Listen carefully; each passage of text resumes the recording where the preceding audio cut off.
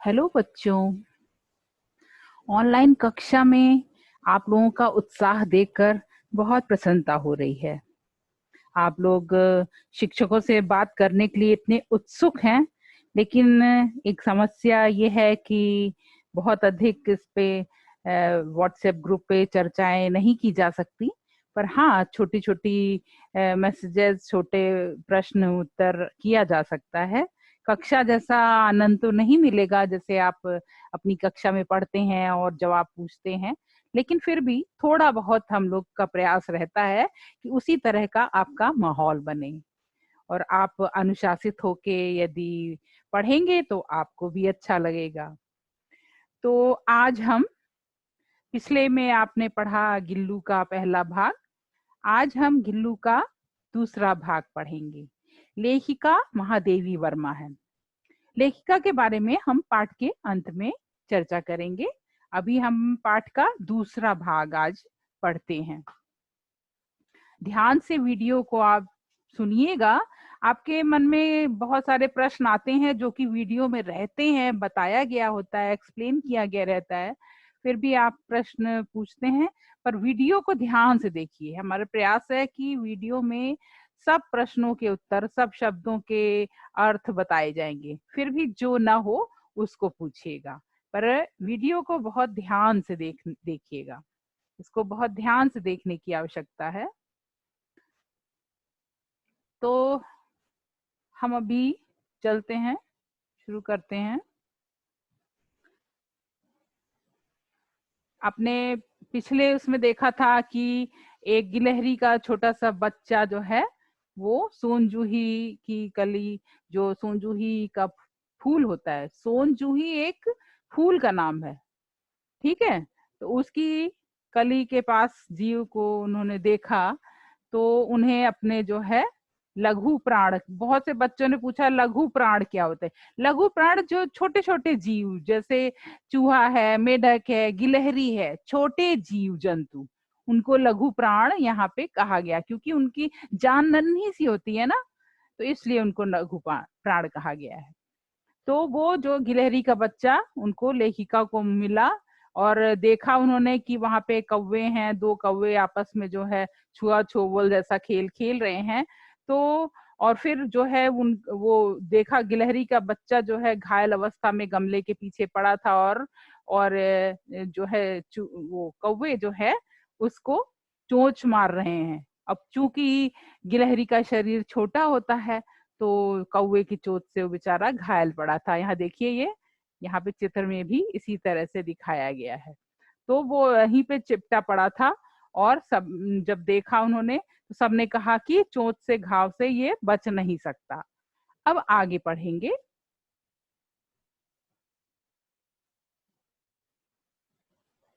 हम्म तो अब हम इसमें पढ़ते भी जा रहे हैं और साथ में समझाते भी जा रहे हैं। इसे ऐसे ही रहने दिया जाए, परंतु मन नहीं माना, और मैं उसे हौले से उठाकर अपने कमरे में ले आई। हौले यानी प्यार से उसको उठा के, धीरे से उसे उठा के, क्योंकि वो छोटा सा नन्हा सा, गिलहरी देखा ही हो कितना नन्हा सा होता है, गिलहरी कितनी नन्ही सी होती है। तो उसे हौले से उठाकर अपने कमरे में ले आई। ये लेखिका बता रही है, लेखिका की तरफ से ये पूरा लिखा है। आपको बताया था संस्मरण, जो कि अपने बीती घटना के बारे में अगर किसी ने लिखा है, आप अपनी बीती घटनाओं के बारे में किसी को बताते हैं तो उसे कहते हैं संस्मरण। संस्मरण का अर्थ है बीती घटना के बारे में बताना, और उसको लिखना, लिख भी सकते हैं कहानी की तरह। तो वो अपने कमरे में ले आई। फिर रुई से रक्त पोंछकर, रक्त यानी खून को पोंछकर, घाव पर पेनिसिलिन का मलहम लगाया। ये पेनिसिलिन एक तरह से, ये जो है एंटीसेप्टिक क्रीम होती है, पहले मिलती थी, अभी भी मिलती होगी। तो वो मलहम लगाया। रुई की पतली बत्ती दूध में भिगोकर जैसे तैसे उसके नन्हे मुंह में लगाई। रुई की बत्ती यानी एक रुई, जो आपने देखा होगा कॉटन, जैसे आप जिसे दिया जलाते हैं, तो वो पतली सी होती है ना बत्ती, उसको दूध में भिगो के उसका, क्योंकि गिलहरी का मुंह तो बहुत छोटा सा होता है, तो उस रुई की बत्ती बना के उसके मुंह में जो है उसको ड्रॉप ड्रॉप करके, बूंद बूंद करके दूध उसके मुंह पे डाला। लेकिन क्या हुआ, मुंह खुल न सका और दूध की बूंदें दोनों ओर लुढ़क गईं उसके मुंह के इधर उधर। मुंह खुला ही नहीं, छोटा सा तो मुंह होता है गिलहरी का, आप सोचिए। कई घंटों तक लगातार उपचार के उपरांत उसके मुंह में एक बूंद पानी टपकाया जा सका। उपचार यानी कि उसका इलाज। आप इलाज कराते हो ना, जब आप तबीयत खराब होती है या चोट लगती है तो उस पे पट्टी बंधवाते हो, दवा लगाते हो, तो उसे उपचार बोलते हैं। उपचार यानी कि इलाज के उपरांत उसके मुंह में एक बूंद पानी टपकाया जा सका। मतलब लगातार कई घंटों तक वो लोग मेहनत करते रहे, लेखिका और उनके परिवार वाले, तब जाके उसके मुंह में कुछ बूंद पानी गया। तीसरे दिन वह इतना अच्छा और आश्वस्त हो गया, मतलब कि काफी वो तीसरे दिन खूब अच्छे से हो गया। आश्वस्त यानी कि अब उसको देख के ऐसा लग रहा था कि विश्वास, दिलासा देना। आश्वस्त यानी कि दिलासा मिलना या विश्वास हो जाना कि हो गया कि मेरी उंगली अपने दोनों नन्हे पंजों से पकड़कर नीले कांच की मोतियों जैसी आंखों से इधर उधर देखने लगा। मतलब तीसरे दिन वो इतना अच्छा और आश्वस्त हो गया, मतलब वो उसके अंदर इतना कॉन्फिडेंस आ गया। आश्वस्त यानी उसको कॉन्फिडेंस आ गया कि वह उनकी लेखिका की, मेरी उंगली यानी लेखिका की उंगली को अपने दोनों नन्हे पंजों से पकड़कर और नीले कांच जैसी मोतियों जैसी आंखों वाले, उसकी जो आंखें थी नीले कांच, कांच यानी आप कंचे देखे होंगे छोटे छोटे मार्बल्स, उसकी तरह मोतियों जैसी आंखों से इधर उधर देखने लगा। 3-4 मास में उसके स्निग्ध रोए, स्निग्ध यानी खूब जो कोमल मुलायम, स्निग्ध यानी कोमल मुलायम रोए, झब्बेदार पूंछ यानी खूब सारे बालों वाली रोए वाली पूंछ। आपने देखा होगा ना कि गिलहरी के कितनी पूंछ कैसी होती है, रोएदार, खूब सारे उसमें बाल होते हैं। तो 3-4 मास में उसके स्निग्ध रोए, झब्बेदार पूंछ और चंचल चमकीली आंखें सबको विस्मित करने लगी। विस्मित यानी हैरान करने लगी उसको 3 ही 4 दिन में। अब 3 ही 4 मास में आपने देखा कि पहले की उसकी हालत क्या थी, लोग कह रहे थे कि अब इसे ये बचेगा नहीं, लेकिन 3-4 महीने, मास यानी महीने में उसके जो है स्निग्ध रोए निकल आए, झब्बेदार पूंछ हो गई, खूब सारी घनी पूंछ हो गई और उसकी चंचल चमकीली आंखें, जिससे सब लोगों को वो विस्मित करने लगा, आश्चर्यचकित करने लगा। हमने उसकी जातिवाचक संज्ञा को व्यक्तिवाचक का रूप दे दिया। अब यहाँ पे आप समझना पड़ेगा, जातिवाचक संज्ञा से व्यक्तिवाचक संज्ञा कैसे बनी। अब आपने बच्चों देखा होगा जातिवाचक और व्यक्तिवाचक संज्ञा पढ़ा होगा। किसी जाति के नाम को, जाति समूह के नाम को जो है जातिवाचक, यानी जैसे कि अगर आप कहें कि कुत्ता, बिल्ली, गाय, भैंस, शेर, तो ये जातिवाचक संज्ञा हो गया। लेकिन अगर हम इन्हीं कुत्ते, बिल्ली, गाय, भैंस, शेर, हाथी, इनका कोई नाम रख दें तो वो नाम क्या हो जाएगा, व्यक्तिवाचक संज्ञा हो जाएगा। ठीक है, किसी व्यक्ति, जानवर आदि के जाति को जो है जातिवाचक संज्ञा, क्योंकि वो सबके लिए होगी। अगर कुत्ता कहेंगे तो कोई भी कुत्ता, गिलहरी कहेंगे तो कोई भी गिलहरी, लेकिन अगर हम उस गिलहरी का नाम रख दें तो वो कौन सी हो जाएगी संज्ञा, हाँ, व्यक्तिवाचक संज्ञा हो जाएगी। जैसे अगर अगर कुत्ता है तो मान लीजिए हम कहते हैं कुत्ता, तो वो हो गया व्यक्तिवाचक सॉरी जातिवाचक संज्ञा। अगर हम कहें कुत्ता तो वो हो जाएगा जातिवाचक संज्ञा। लेकिन अगर हम उसे ही कह देते हैं कि उसका नाम रख दें टॉमी, रोजी, कुछ नाम रख दें, तो वो क्या हो गया, नाम, व्यक्तिवाचक संज्ञा। तो ऐसे ही लेखिका यहाँ पे कह रही है, हमने उसकी जातिवाचक संज्ञा को यानी गिलहरी को व्यक्तिवाचक संज्ञा का रूप दे दिया, यानी उसका एक नाम रख दिया और इस प्रकार हम उसे गिल्लू कहकर बुलाने लगे। अब आप हर गिलहरी को गुल्लू तो नहीं ना कहते हैं, तो लेखिका ने उस गिलहरी का नाम गिल्लू रखा, यानी वो पहले गिलहरी गिलहरी न बोल के उसको गिल्लू बुलाने लगे, उसका एक नाम रख दिया गिल्लू।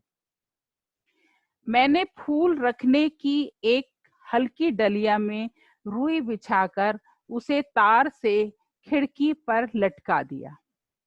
अब जो लेखिका कह रही हैं कि उन्होंने मैंने फूल रखने की एक हल्की डलिया, एक छोटी सी डलिया होगी, उसमें रुई बिछा दिया और उसे तार से खिड़की पर लटका दिया। खिड़की पर जो आपके देखा होगा खिड़की जैसे होती है, तो उस पर लटका दिया। वही 2 वर्ष तक गिल्लू का घर रहा। मतलब गिल्लू, इसका मतलब 2 वर्ष उनके यहाँ रहा होगा, तो 2 वर्ष तक वही गिल्लू का घर रहा, उसी डलिया में जाके सोता होगा।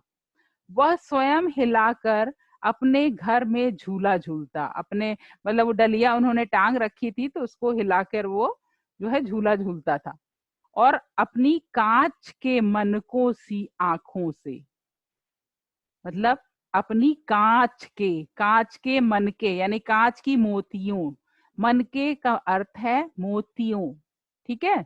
मन का माने होता है मोती, तो कांच की मोती जैसी उसकी आंखें। अब देखा होगा गिलहरी की आंखें कैसे होती हैं, आंख चमकीली सी होती है जैसे मोती होता है।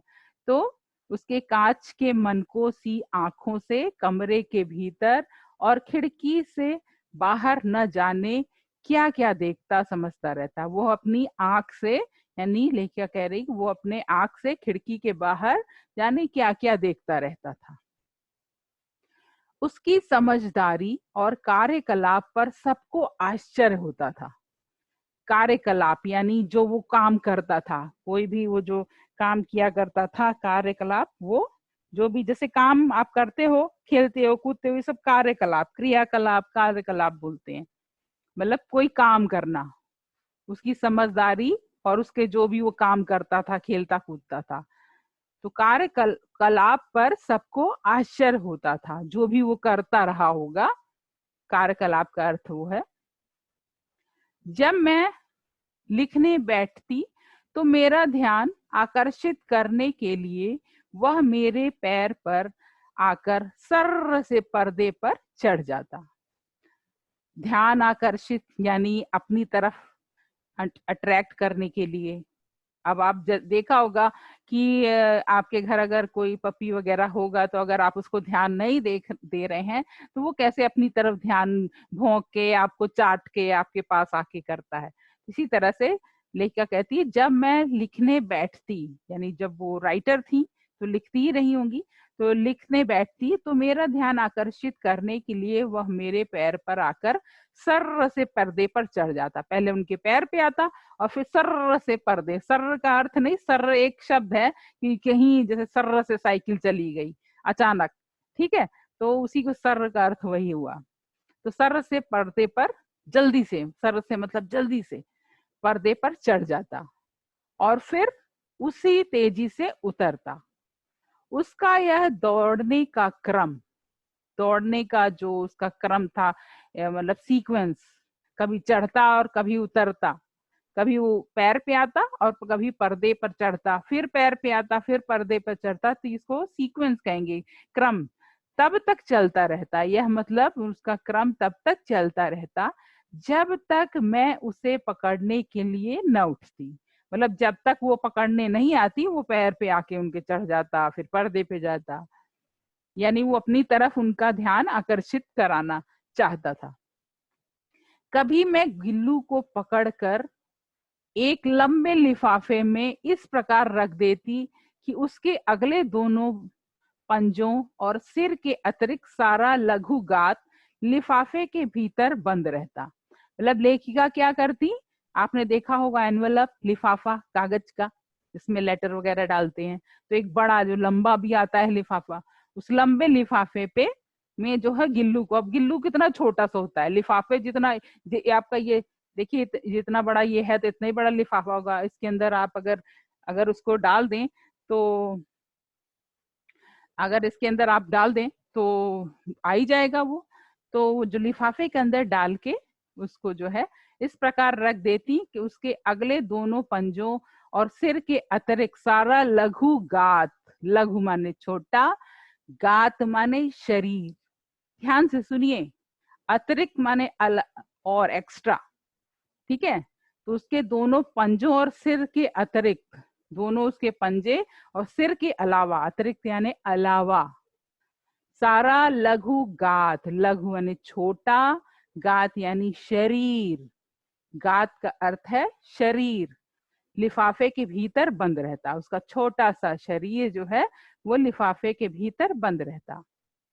इस अद्भुत स्थिति में कभी कभी घंटों मेज पर दीवार के सहारे खड़ा रहकर वह अपनी चमकीली आंखों से मेरे कार्यकलाप देखता रहता, यानी जो वो काम करती रहती वो घंटों जो है इस अद्भुत स्थिति में, यानी उसी लिफाफे में बंद बंद उनकी मेज पर बैठा रहता और दीवार के सहारे खड़ा रहकर वह अपनी चमकीली आंखों से उनको, जो वो कर रही होती थी, लिख रही होती, पढ़ रही होती थी, उनको देखता रहता। भूख लगने पर चिक चिक करके मानो वह मुझे सूचना देता। अब गुलहरी की आवाज कैसे बोलती, चिक चिक चिक चिक ऐसे करती है ना, चिक चिक चिक चिक ऐसे करती हुई, तो चिक चिक करके वह अपने सूचना देता कि उसे भूख लगी है। और काजू या बिस्कुट मिल जाने पर उसकी स्थिति में लिफाफे से बाहर वाले पंजे से पकड़कर उसे कुतरता रहता। उसी स्थिति में मतलब वो लिफाफे के अंदर ही बैठा रहता और जब उसे काजू और बिस्किट देती थी तो वो उसी लिफाफे में बैठे बैठे और अपने बाहर वाले पंजों से कुतरता रहता। आपने गिलहरी को देखा होगा ना कि कैसे जो है वो कुतरते रहते हैं। तो वो उसको गिलहरी देखिए मूंगफली खाता रहता है, कुछ भी छोटे छोटे जो फल होते हैं वो खाते रहते हैं, तो काजू और बिस्कुट वो उतरता रहता। फिर गिल्लू के जीवन का प्रथम बसंत आया। प्रथम बसंत यानी 1 साल, वसंत मतलब 1 साल बीत जाना, उसको प्रथम बसंत आया। नीम चमेली की गंध मेरे कमरे में हौले हौले आने लगी। मतलब 1 साल बीत गया होगा, एक वसंत के ही समय उनको गिल्लू पड़ा मिला था और अगला वसंत आया, तो गिल्लू के जीवन का प्रथम वसंत आया जब वो 1 साल का हुआ। नीम का चमेली की गंध मेरे कमरे में हौले हौले आने लगी। अब उस समय आप देखते होंगे बसंत के मौसम में फूलों की खुशबू बाहर कितनी बिखरी रहती है, कितने फूल खिले रहते हैं, स्प्रिंग सीजन, फूलों का मौसम, तो उनकी जो फूलों की महक थी वो उनके कमरे में आने लगी। बाहर की गिलहरियां खिड़की की जाली के पास आकर चिक चिक करके न जाने क्या कहने लगी। गिल्लू को जाली के पास बैठकर अपने पंख से बाहर झांकते देखकर मुझे लगा कि इसे मुक्त करना आवश्यक है, यानी अब उसे स्वतंत्र कर देना, छोड़ देना आवश्यक है। अभी तक तो वो डलिया में रहता था, लेकिन अब बाहर उसके दोस्त आने लगे, यानी जैसे बच्चा बड़ा हो जाता है तो वो बाहर खेलने का, पहले तो अपने मम्मी के पास रहता है, मम्मी के साथ खेलता है, लेकिन जब बच्चा बड़ा होने लगता है उसे बाहर फ्रेंड्स चाहिए, मित्र चाहिए। आपको भी देखिए मित्रों के साथ अच्छा लगता है। जब बच्चा बहुत छोटा होता है तो अपने मम्मी के पास रहता है, लेकिन जैसे ही बड़ा होता है तो वो अपने दोस्तों के साथ रहना चाहता है। तो अब गिल्लू भी बाहर देखता था, तो जो बाकी जो गिलहरियां थे वहां पे, गिलहरियां थी, वो खिड़की की जाली से उसे बुलाती। तो लेखिका ने अब सोचा कि अब इसे मुक्त करना चाहिए, यानी अब इसे बाहर छोड़ना चाहिए। मैंने कीले निकालकर जाली का एक कोना खोल दिया, मतलब जो जाली बंद थी खिड़की की उसका एक कोना खोल दिया, और इस मार्ग से गिल्लू ने बाहर जाने पर सचमुच ही मुक्ति की सांस ली। मतलब सच में ही वो स्वतंत्र हो गया, मुक्ति यानी स्वतंत्रता की सांस, आजाद एकदम। इतने छोटे से जीव को घर में पले कुत्ते बिल्लियों से बचाना भी एक समस्या ही थी। मतलब आपने देखा होगा बड़े जानवर छोटे जीवों के ऊपर झपटते हैं, उनको अपने मुंह में ले लेते हैं या खा जाते हैं, तो ये भी डर था कि कहीं ऐसा ना हो कि बाहर कुत्ता बिल्ली उसके ऊपर झपट ले, ये भी डर था। आवश्यक कागज पत्रों के कारण मेरे बाहर जाने पर कमरा बंद ही रहता है। मेरे कॉलेज से लौटने पर जैसे ही कमरा खोला गया और मैंने भीतर पैर रखा, वैसे ही गिल्लू अपने जाली के द्वार से भीतर आकर मेरे पैर से सिर और सिर से पैर तक दौड़ लगाने लगता। यानी जैसे ही लेखिका अपने कॉलेज से आती, वो टीचर महादेवी वर्मा रही थी, तो वो शिक्षिका थी, तो वो जब अपने कॉलेज से बाहर आती, घर आती, सॉरी, कॉलेज से जब घर आती, तो जैसे ही वो कमरा खोला जाता तो दौड़कर वो जाली के दरवाजे से अंदर आ जाता और उनके पैर पर चढ़ता, पैर से सिर पर, सिर से पैर पर दौड़ लगाने लगता। तब से यह नृत्य का क्रम हो गया। नित्य का क्रम, नित्य यानी रोज, नित्य यानी रोज, प्रतिदिन, ये पर्यायवाची है। नित्य का पर्यायवाची है प्रतिदिन, दोनों का अर्थ एक ही है। और हम उर्दू में रोज भी बोलते हैं, रोज रोज कहते हैं ना, रोज रोज खाना खाओगे, रोज रोज खेलोगे, तो वही। तब से यह नित्य का क्रम हो गया, रोज रोज यह क्रम करने लगा, ये काम करने लगा। क्रम माने जो सीरियल, मतलब सीरियल वाइज की वो फिर दौड़ता आता, रोज रोज वही एक ही काम, क्रम। मेरे कमरे से बाहर जाने पर गिल्लू भी खिड़की की खुली जाली की राह से बाहर चला जाता और दिन भर गिलहरियों के झुंड का नेता बना हर डाल पर उछलता कूदता रहता। और ठीक 4 बजे वह खिड़की के भीतर आकर अपने झूले में झूलने लगता। मतलब अब ये क्रम उसका बन गया कि वो जो है, जब लेखिका आती तो घर के अंदर आता, और जब लेखिका घर से बाहर रहती या अपने कॉलेज में रहती तो बाहर वो गिलहरियों के साथ रहता और उनका लीडर बन के, नेता, उनके झुंड का नेता बन के, एक तरह से जैसे होता, देखा ना कि जो सबसे तेज होता है बच्चा वो सबसे आगे आगे रहता है, सब उसका कहना मानते हैं। तो ऐसे ही गिल्लू जो है गिलहरियों का नेता बन गया। लेखिका इसमें उसको नेता कह रही है, मतलब लीडर की तरह, जहां मतलब वो जाता होगा तो बाकी गिलहरियां भी जाती होंगी।